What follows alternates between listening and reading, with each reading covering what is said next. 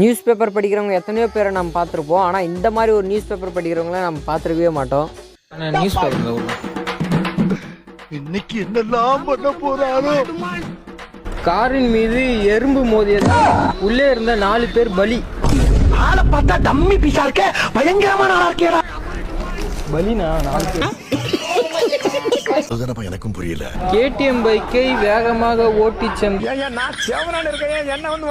இந்த பாட்டி தங்கப்பதக்கம். தமிழ்நாடு அரசு கொசுக்களுக்கு ரயில் வசதி செய்ததால் எறும்புக்கும் ரயில் வசதி வேணும் என்று போராட்டம்.